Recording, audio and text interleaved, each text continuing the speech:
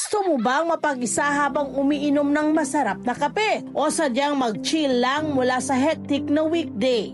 Ano man ang iyong hugot o pinagdaraanan, o kahit magre-relax ka lang, may pwesto ka rito sa dessert shop ni Ate Shi na nagkukwento sa kanyang mga litrato at sa kanyang mga isinusulat. Tara, lika na. Labas ka na dyan sa comfort zone mo. At huwag kang matakot sumubok ng mga bagong bagay. Dahil malay mo, katulad ko, malawak din pala ang mundong para sa'yo. Makisalo na sa isang masarap na kwentuhan dito sa Kitang Kita. Kumusta ka? Kinakaya, kakayanin, bawal subuko. Magastos ako. Ang dami ng ito yung mga customer nila rito. Dito sa cafe ni Shelo, ni Shi, na nag-iiwan ng mga notes nila rito. Diba? Ito pa, tingnan mo, if the world isn't kind to you, at least I will be. I love you. Very nice. Diba? Very nice din ang mga pagkain na offer nila rito sa dessert shop ng ating kabarangay na si Shelo Mary Marqueses or Shi for short. Good morning! Good morning. Pati ka naman sa inyong mga kabarangay. Pati ka, Shi. Hi po, good morning po sa inyong lahat. Naku, Shi, kinuha mo na lahat. Meron pa po siyang libro. Published author ito itong pa. si Shi. Ayan yung kanyang libro. Meron pa siyang baker. ginawa mga hugot ito. Mamaya yun ang pag-usapan natin. Pero umpisahan muna natin yung kanyang negosyo, di ba? Negosyo Coffee ito, and dessert shop napakaganda owner. rin. Oo. Di ba nakikita mo itsura? Ito, meron ka mga coffee concoctions mo, non-coffee Anong mga beverages coffee mo. Ano yung concoctions mga ito? Ito po yung mga bestsellers namin sa coffee and non-coffee drinks po namin. This one po is banana matcha kasi nag-trend po yung matcha with banana pudding and di po kasi lahat is afford yung price niya. So naggawa po kami ng alternative from fresh bananas po yung ginamit po namin. Galing! Eh, di ba healthier pa, di ba? Ito naman, ano ito? Ito po yung caramel cookie latte namin. And this one? And this one po is yung sea salt caramel po namin na para po siyang candy. Candy. Yes po, yung yes po. white nougat candy. My friend, white yung nougat itsura pa candy lang po. ng kanyang mga produkto, parang may kasama ng artistry, ano? Oo. Tingnan mo yung itsura niya, oh. Ang ganda-ganda. Pati ang Kaya pastries, sa hindi mata may pa lang, pastries. matatakam You eat ka with your na. eyes already. So, Oo, pinag-iisipan mo ng ganda-ganda, gusto ang mga produkto Yes mo? po, bali ako po lahat na nag-R&D na before ko po siya ilabas. Talaga? Opo, para kumakain po siya ng weeks to months po bago po namin talaga siya. Bago mo ilabas at Yes po. ipakain sa Yes mga po. customer ninyo.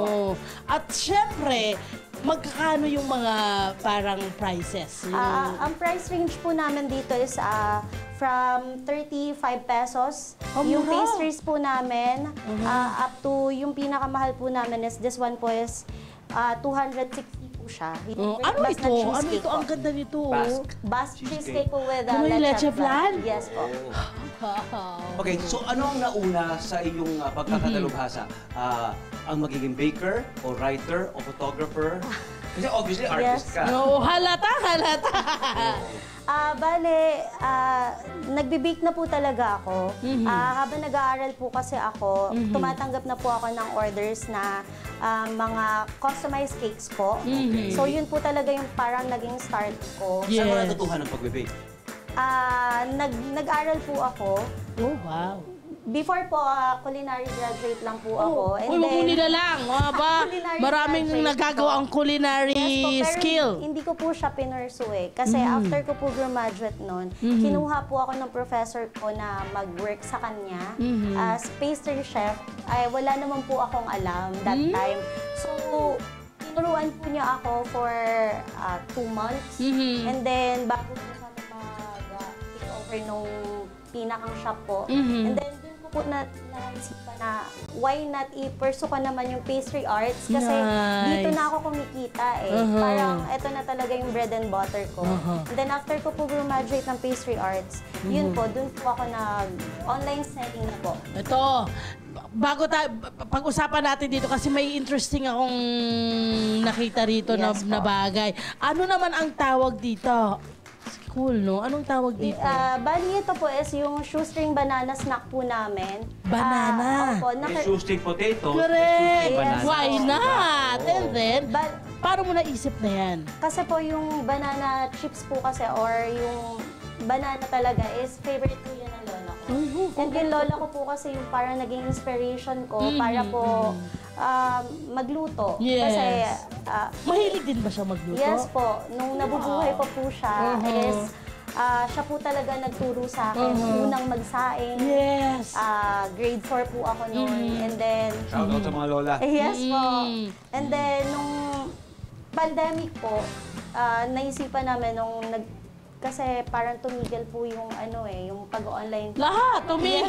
Tumigil po talaga siya. Uh-huh. And parang kailangan ko pong gawin is yung kung ano yung available sa dito Lugar sa nyo. amin. Yes. Yes po. Opo, kasi siya po yung madali naming makuha dito before. Yung mga ingredients po kasi ng pagbe-bake, hindi namin makuha Marami sa kang labas pupuntahan. Anong flavors ng ating shoestring banana? Meron po kami Sour sour cream, cream, barbecue po, and then cheese po. Oo. At ito ay minaster niya rin, friend, ang tamang formula, Yes, ang tamang parang expiration, yung ding Shelf life. oo, Shelf shelf life life, po yung yan. lutong. Yes po. Bali, yan pong shoestring banana snack po natin is tumatagal po siya ng up to 2 months po na ganun po yung quality niya. Kasi na-try na po namin siya, dinala po kasi siya ng mom ko sa US. States, oo nga raw, sa US. Na-test na natin. Na-test na po siya na ganun po siya katagal. Okay. So, kumusta ang benta? Kasi ang nakakatuwa rito, ang ating barangay mo rito, Yes, eh po. maraming mapagpipilian. Ang dami nila mabibili, ang dami nila masusubukan, di ba? Buksan ko to kasi go lang po. Naku-curious ako. Go, Bananas, di ba? Oo. Eh, ano ang mabenta? Ano ang mabenta rito? Anong pwede nating, anong marirecommend mo? Yung mabenta. Yung pinakang tinatawag po kasi namin na OG product namin dito is si Cheesy Ensaymada namin. Okay, ito Yan yun. talaga. Yes po, kasi may cream cheese po siya sa loob. Yes po. Ganun ba? How much is that? Per box po namin, per dozen po namin, mas mababa yung pricing namin kasi may mga nagre-resell po kami. So, bale, nabibili lang po sa amin yan ng around 330 per box. Pero pag per piece po kasi is 38 pesos. May cream cheese nga sa loob. Yes po. Hi. Ang sarap ng shoestring. Hi, cream Ay, cheese. shoestring! Sorry! Ng banana string! Oo, shoestring. Bananas yan eh. Ito, medyo meron nga, meron. Meron? Naku, masarap Ay, yan. cream cheese. Kasi magkahalo. Tapos meron ka pang, meron ka pang parang cream na nilagay sa ibabaw. Yes po, opo. Ano yun, yung matamis? Bali, yung pinakang feeling po niya na cream cheese feeling, yun din po yung ini-spread namin sa ibabaw para iisa po halos yung lasa. Grabe! Yes po. Girl, Tinipid. paano mo naiisip ng mga to? Parang hindi siya yung usual Yes, natin po. na natitikman na mga pagkain. Kumusta? Oh, wow! Ito ang kanilang bestseller. Tingnan mo Yes, naman po. yung cream cheese. Nakikita nyo, nasisilip nyo. Talaga hindi nyo tinitipid. Yes po. Kasi madami po kami reseller din talaga. Saan nakakarating tong mga to? Ikaw naman, saan nakakarating? Nakakarating po siya talaga ng Quezon Province po. Dulo po ng Quezon Province. Salamat po. Correct. Opo. Naku, pag-usapan naman natin, meron ka raw Meniere's Yes po. disease. Ano Yes ibig po. sabihin? Para lang sa kaalaman ng ating mga, ng ating mga kabarangay. Bali po, before kasi akala ko is normal lang na parang, kasi na-diagnose ako with vertigo before. Okay, 2015. So akala ko is, ganun lang siya. Pero noon kasi talagang dami po nagawa ng pandemic eh. Kasi dun din na ako na-diagnose with Meniere's disease po. Bale, as in nahirapan kasi ako mag-travel. Na hindi naman ako before ganon. And then, bigla na lang ako nawawala ng balanse talaga po. Wow. Dumating po ako sa point na talagang gumagapang na ako papunta sa CR. Wow. Kasi, hindi ko pa po alam na may ganun ako. Akala ko super pagod lang. Yeah. Baka nanibago lang yung katawan. Yes. Then, pumunta po ako ng ENT and then dun po na, ang daming test po na ginawa.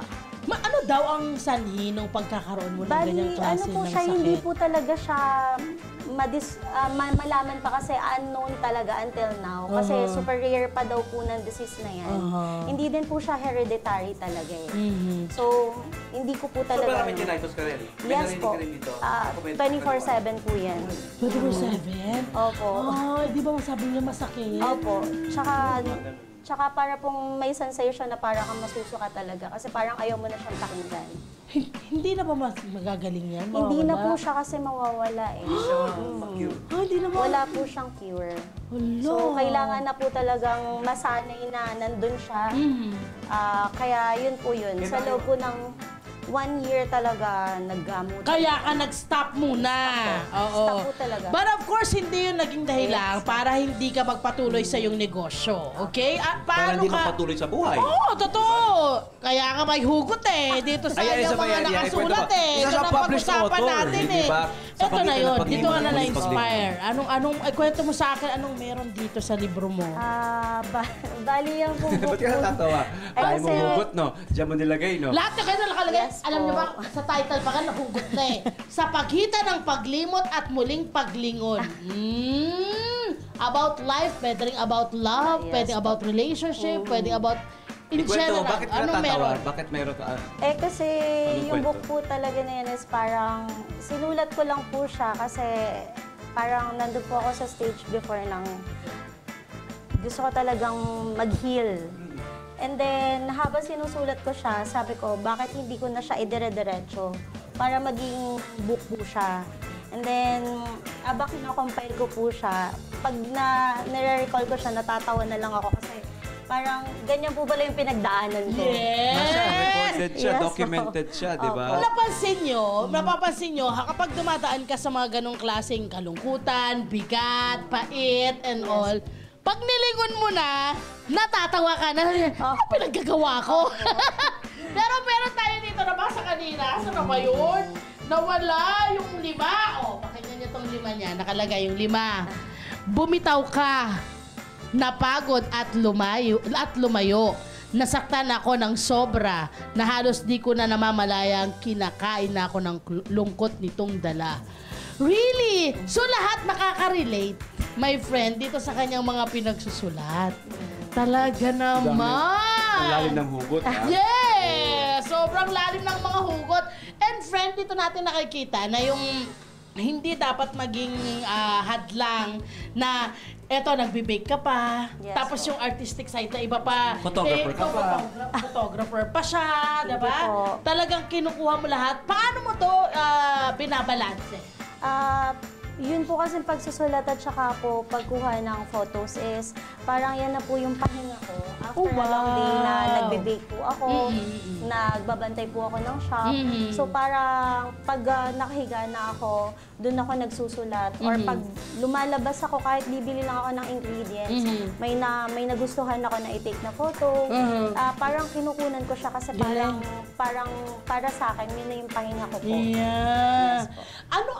Ano ang naituro sa'yo ng lahat ng ito? Mula sa baking, writing, photography, parang ano yung naituro sa'yo? At ano ang pwede mong i-share sa ating mga kabarangay tungkol dito sa mga parang ginagawa mo sa buhay? Parang masasabi ko po is, hindi naman kasi lahat talaga is magiging proud sa kung ano yung ginagawa mo. Pero at least, be gentle sa sarili mo. Ganda. Be kind. Kasi, at saka yung kindness, ibalik mo sa ibang tao. Kasi hindi lahat yan kayang gawin yan for you eh. Yes. So, ikaw na lang yung magbalik sa iba. Ng kindness. Ng kindness po. Yes po. Nag-isa ka lang? Hindi po. Magparami ka. Hello po mga Kanet 25! Si Kuya Tony Pet po ito mula sa Love, Tony Pet and Everything. For more Love, Tony Pet and Everything updates, just click on our subscribe button and follow us on our Net25 social media pages at Net25 TV and at Net25 Entertainment Facebook. Magkita-kita po tayo!